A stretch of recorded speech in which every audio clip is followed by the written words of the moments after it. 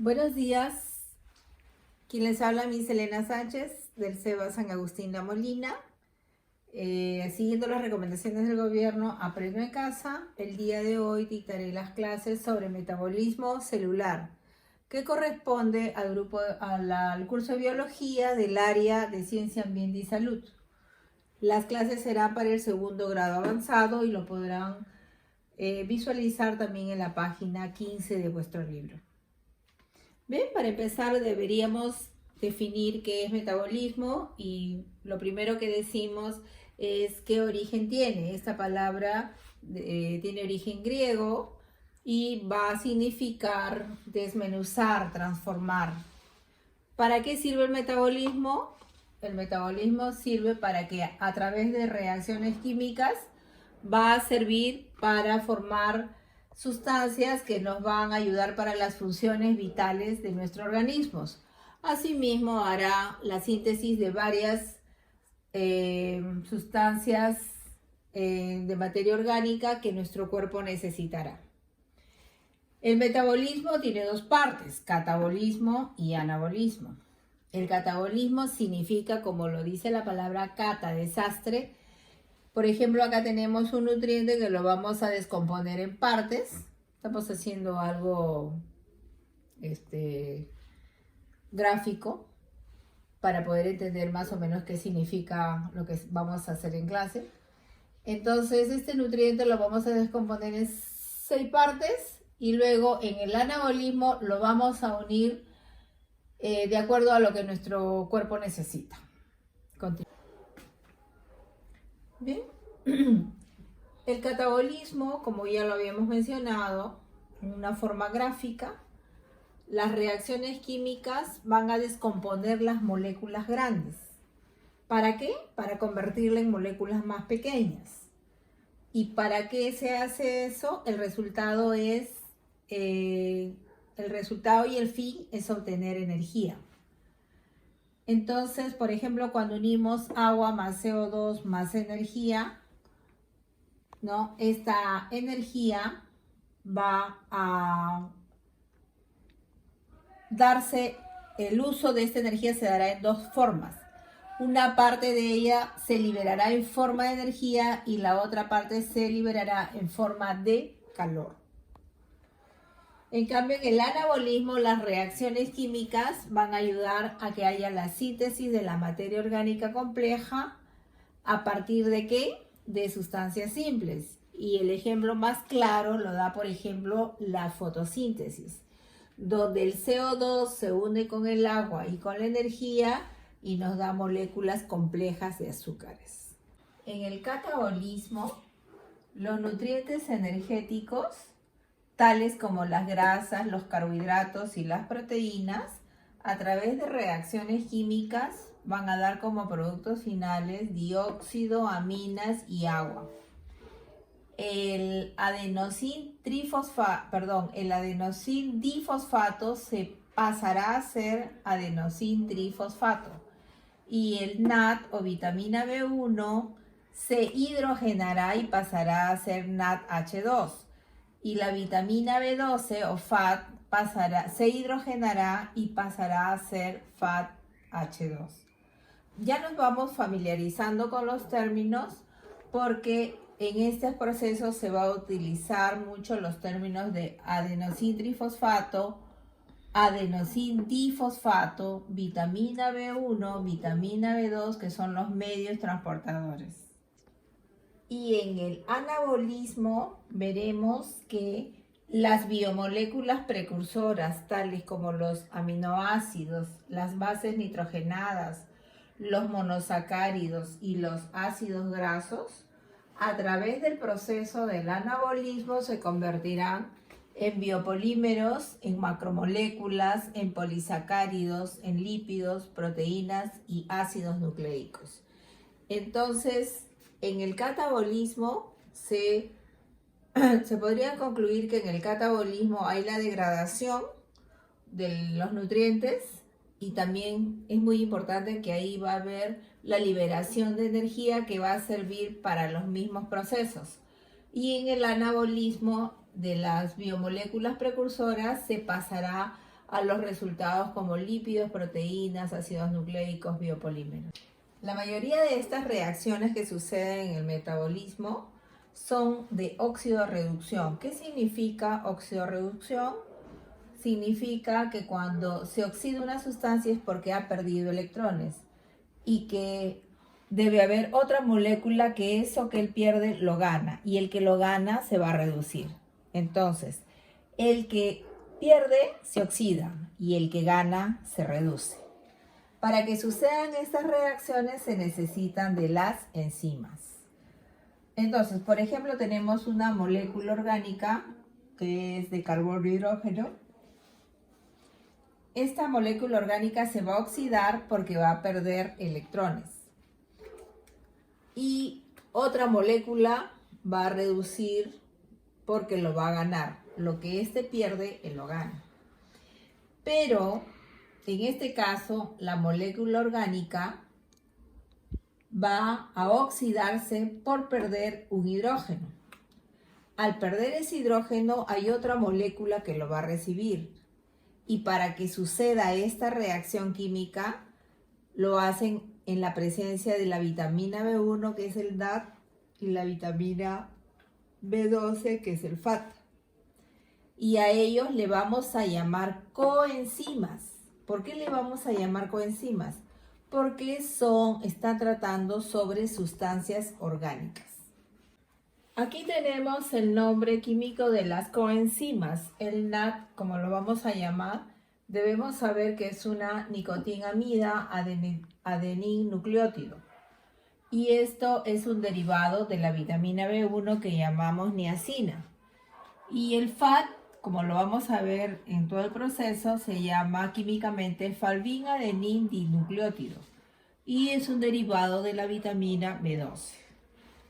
Entonces debemos recordar al NAD como un derivado de la vitamina B1 y al FAT como un derivado de la vitamina B12 en los diferentes procesos que van a suceder.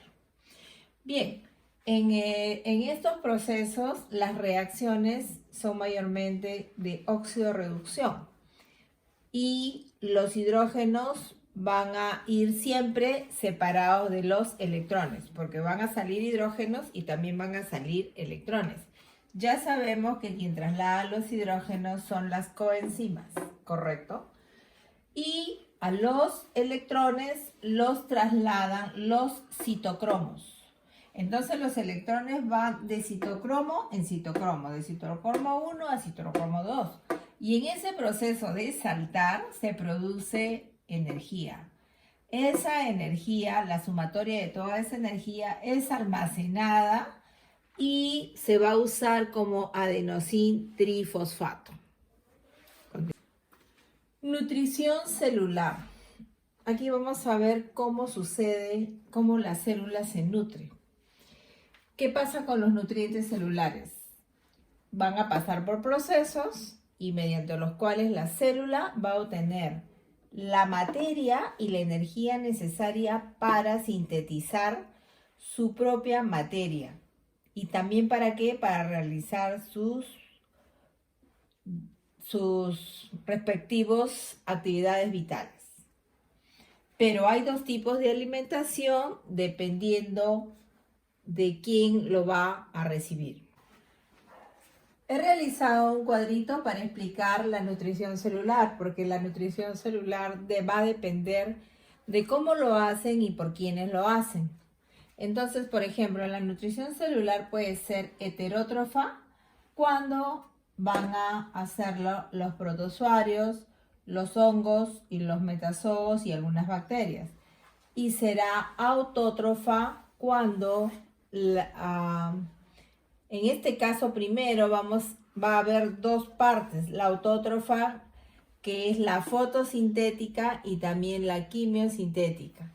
En el caso de la fotosintética sabemos que las plantas, las algas, las bacterias son los que realizan la nutrición celular fotosintética. Y en el caso de la autótrofa quimiosintética solo lo van a hacer las bacterias quimiosintéticas. Continuamos. La nutrición celular heterótrofa tiene varias etapas. Ya nosotros hemos hablado de la fagocitosis. aquí la célula por fagocitosis traga el alimento. Entonces, por fagocitosis captura el alimento. Luego, ¿quiénes van a ayudar a la digestión de estos alimentos? Las enzimas. ¿Quién brinda las enzimas? Los lisosomas.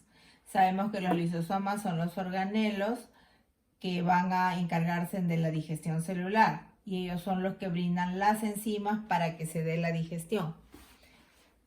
Los productos de la digestión pasan por la membrana celular, de afuera hacia adentro. Y también se da la egestión y defecación de las sustancias no digeridas, de adentro hacia afuera. Se da la respiración a través del metabolismo celular.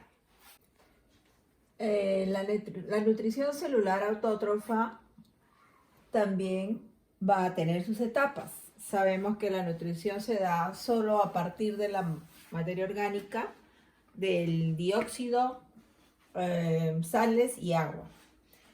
Entre las etapas vamos a tener en cuenta que ellos van a captar la energía solar si es que fuera fotosintética y si fuera quimiosintética captará la energía química.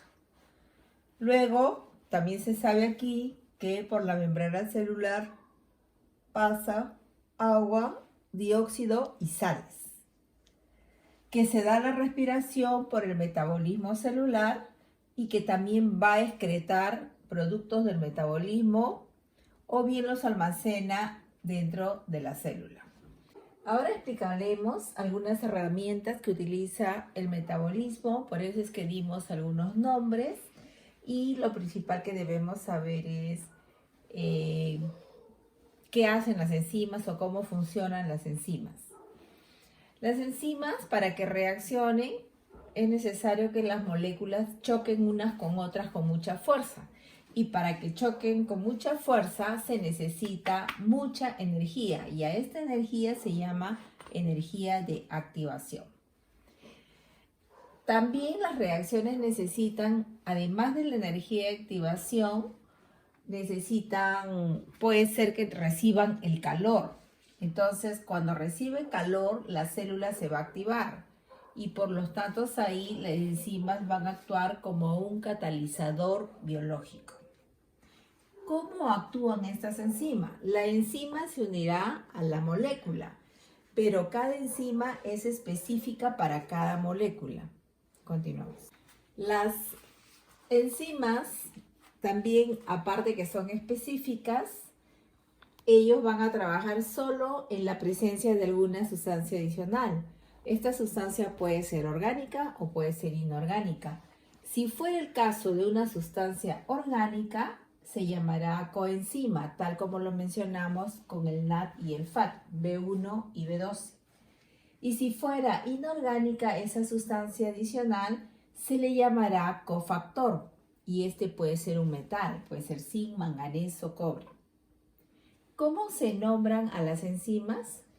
Muy fácil, encontraremos en la literatura, por ejemplo, el término proteasa, lipasa o glucosidasa.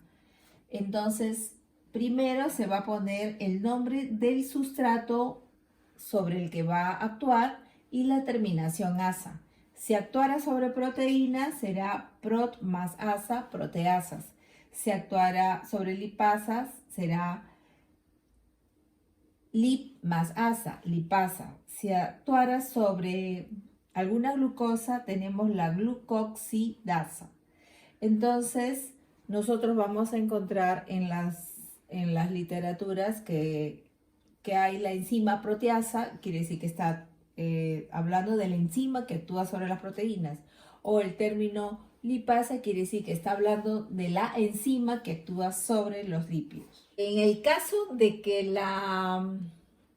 hubiera un tipo de reacción especial, también tiene su forma de darle el nombre. Por ejemplo, la hexoquinasa responde a que el sustrato es una glucosa o una hexosa y que la parte que dice quinasa significa que hay una transferencia de un grupo fosfato en esta reacción. Entonces, cuando encontremos las terminaciones quinasa, vamos a tener en cuenta que hubo el traslado de un grupo fosfato en dicha reacción. Y ahora veremos qué sucede con las moléculas de adenosín trifosfato. ATP significa adenosín trifosfato. La molécula de ATP. ¿Qué significa ATP? ATP significa adenosín trifosfato.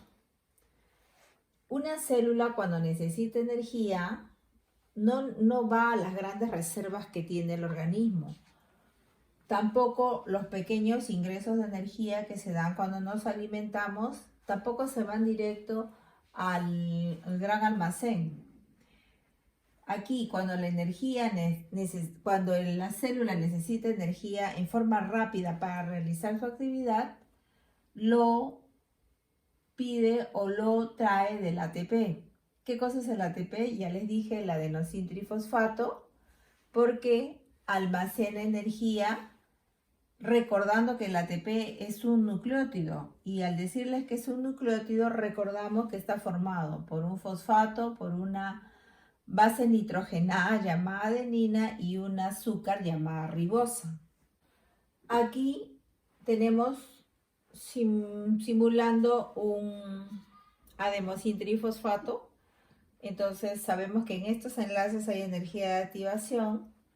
Entonces, entre los enlaces, esa energía de activación va a dar mucha energía para poder resolver lo que la célula quiere en ese instante. Si tuviéramos una molécula de sustancias nutritivas, esto se va a romper en los enlaces, se rompen los enlaces y se transfiere a las moléculas de ADP. Sabemos que ADP es adenosín difosfato. Luego se incorporará un grupo fosfato y nuevamente formará el ATP, que es la reserva de energía. Vuelvo a repetir porque es muy fácil esto. Siempre hay que recordar de que no van a sacar del gran almacén la energía que necesita la célula. Simplemente al nucleótido, cuando se degrada, en este enlace hay una gran energía de activación que es la que va a necesitar la célula para sus diferentes funciones. Y cuando estamos rompiendo una sustancia nutritiva, se van a romper los enlaces, ahí va a haber energías que se transfieren a las moléculas que quedaron rotas de ADP. Al sacar una, quedaron dos, un adenosín difosfato. Y luego se incorporará un grupo fosfato y nuevamente formará el ATP y así sucesivamente se seguirá haciendo la sumatoria.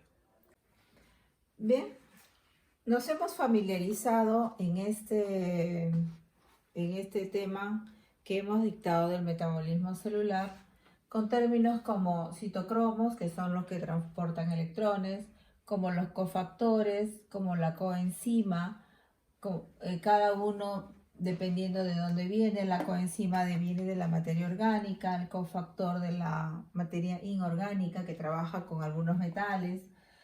Hemos hablado de los términos de óxido-reducción, que cuando una sustancia pierde, se oxida, que cuando la otra gana, se reduce, que los electrones salen de un sustrato para ir a otro sustrato, son aceptados, que el hidrógeno sale de una molécula para ir a otra molécula, que el NAD es un tipo de vitamina B1 y que el FAT es un tipo de vitamina B12. Y aquí vamos a aclarar que lo que no se mencionó es que cuando la persona tiene problemas de asimilación de vitamina B1 y B12, está quedando claro de que no va a poder realizar ese tipo de reacciones. Por eso es importante que la alimentación sea completa en lo que respecta a las vitaminas, porque si no asimilara estas vitaminas a través de la alimentación, no se va a poder dar el círculo de la forma como se debe ganar la energía para la célula. También hemos hablado del adenosín trifosfato y del ADP adenosín difosfato. de cómo el ATP se rompe, va a darle energía de activación, se transformará en adenosín difosfato y que luego este se va a unir para que se vaya juntando nuevamente la energía y almacenando. Y que la enzima es un catalizador biológico y que es específico, así como cada persona tiene una forma de escribir, así la enzima será muy específico para cada molécula y que se necesitará también de algunos factores específicos biológicos que tienen que darse en ese instante. Entonces, todos estos factores, todos estos nombres son los que debemos recordar para poder entender qué es el metabolismo celular. A partir de allí viene la energía que va a tener la célula para poder trabajar. A partir de ahí vamos a ver cómo se está desenvolviendo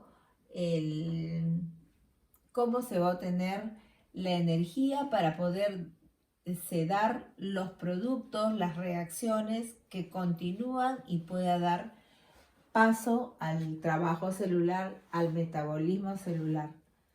¿Ven? Hay que familiarizarnos con esos nombres, hay que volver a leer, no es difícil porque esto lleva a otras reacciones. Bueno, para los que se dediquen a estudiar más la nutrición, son muy importantes entender estos términos. Y los alumnos deberán realizar la tarea de las páginas 17 y 18 del libro como una forma de fijar los conocimientos aprendidos en este tema. Los invito a que vean más información en las páginas de internet cuando de repente quieran confirmar los valores vitamínicos, de repente los nombres, de repente algún nombre, como le hemos dicho, de una enzima específica que va a trabajar sobre determinado tipo de alimento, ¿no? Así como hemos hablado de las proteasas, de las lipasas, de las hexoquinasas.